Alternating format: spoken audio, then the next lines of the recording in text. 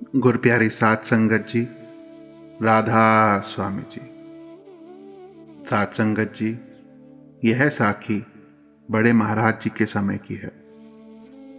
उस वक्त संगत इतनी ज़्यादा नहीं हुआ करती थी, केवल हजारों की तादाद में संगत हुआ करती थी और डेरा भी इतना विकसित नहीं हुआ था। उस समय एक बीबी जो कि अक्सर डेरे में जाया करती थी और वहाँ जाकर संगत की सेवा किया करती, खूब मन से सेवा करती और बाबा जी के हुक्म में रहकर उनका भाना मानकर उनके बताए नियम अनुसार अपना जीवन व्यतीत करती। उसने सेवा का मौका कभी नहीं छोड़ा।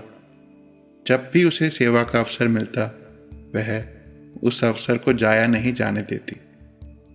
उसने अपनी सारी उम्र डेरे में खूब सेवा की और उस वक्त महाराज जी से बात भी आसानी से हो जाया करती थी। किसी भी तरह की कोई रोक टोक नहीं थी। तो वह बीबी जब भी सेवा पर जाती, महाराज जी से बहुत सारे प्रश्न पूछती और महाराज जी भी उसके हर सवाल का जवाब दे दिया करते थे। तो ऐसे ही उस बीबी का जब अंतिम समय आया तो महाराज जी 2 दिन पहले उसके सपने में आकर उसे कहते हैं, काको तैयार हो जा, मैं तुझे ठीक 2 दिन बाद लेने आ जाऊंगा। बीबी एकदम से जाग गई, खिलखिला के हंस पड़ी, लेकिन उसके मन में एक दुविधा थी। मैंने अपनी सारी उम्र सेवा सत्संग यह सब ही किया है, मेरे से भजन बंदगी इतनी नहीं हुई, तो क्या मैं सचखंड की भागीदार हूं भी या नहीं। जब वह डेरे पे गई तो उसने सबसे पहला प्रश्न महाराज जी से यही किया, महाराज जी, आज मुझे सपना आया कि आप मेरे पास आए, मुझे कह कर गए कि मैं तुझे ठीक 2 दिन बाद लेने आऊँगा। महाराज जी भी खिलखिलाकर मुस्कुरा पड़े और महाराज जी ने कहा कि अब तेरा क्या प्रश्न है बीबी। तो उस पर बीबी ने कहा, महाराज जी, मेरे से तो सेवा ही संगत की हुई है, भजन बंदगी तो मेरे से हुई नहीं, तो क्या मैं सचखंड की भागीदार हूँ भी या नहीं। तो यह सुनकर महाराज जी फिर से मुस्कुरा पड़े। महाराज जी ने कहा, काको, जो मेरी संगत की सेवा करता है उसे तो मैं हर हाल में सचखंड लेकर ही जाऊंगा, फिर चाहे जो हो जाए। उससे भजन सिमरन करवाना भी मैं जानता हूँ। तू आज घर जाकर भजन पर बैठ जाना, तेरे सारे सवालों का जवाब तुझे उसी समय मिल जाएगा।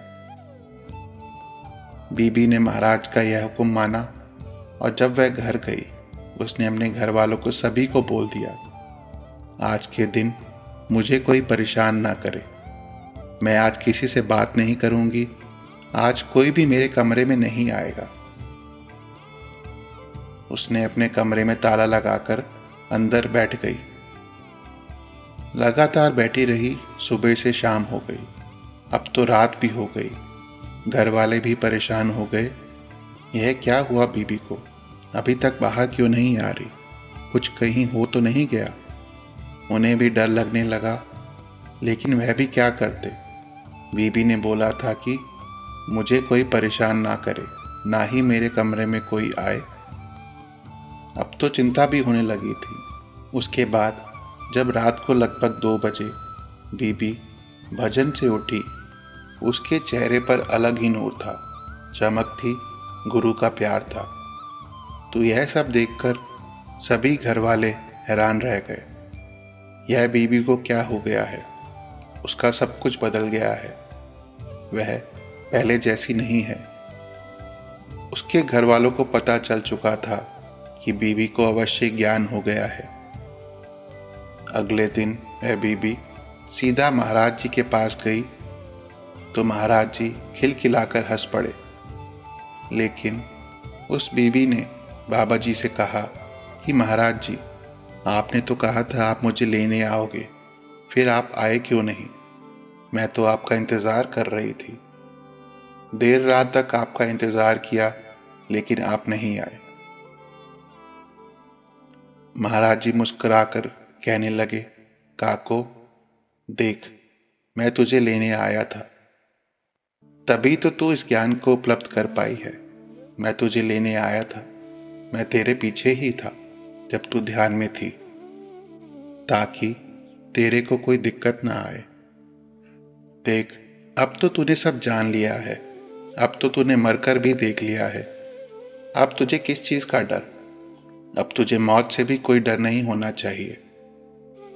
यह सुनकर बीबी की आंखों में से आंसू निकल आए। वह महाराज जी के चरणों में गिर पड़ी तो वहां बैठी सारी संगत की आंखों में आंसू आ गए।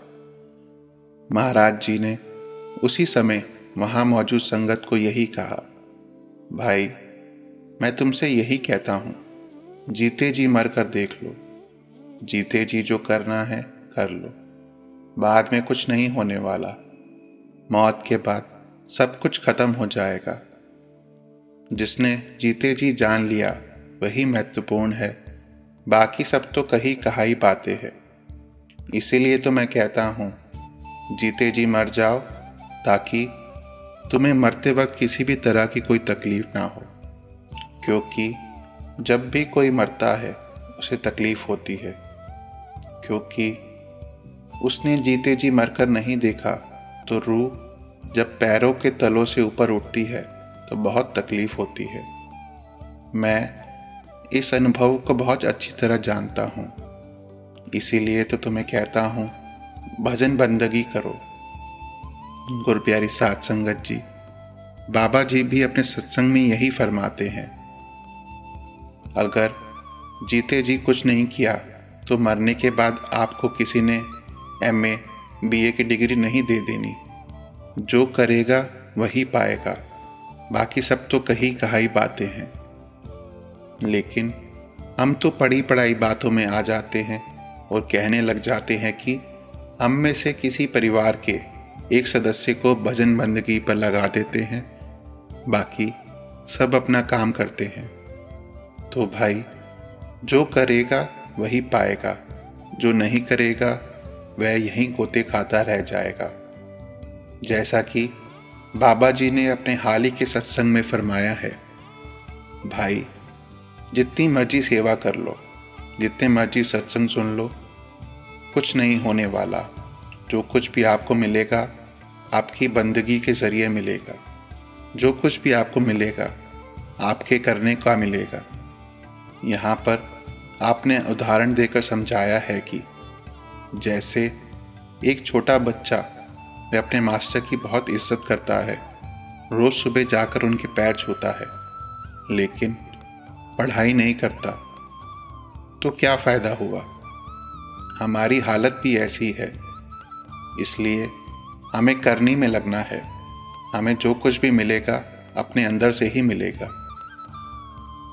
अंत में आप जी ने फरमाया है कि हमें उसकी भक्ति में लगना है, अपने बर्तन को साफ रखना है, उसके भाने में रहकर, उसके हुक्म में रहकर उसकी भक्ति करनी है। राधा स्वामी जी।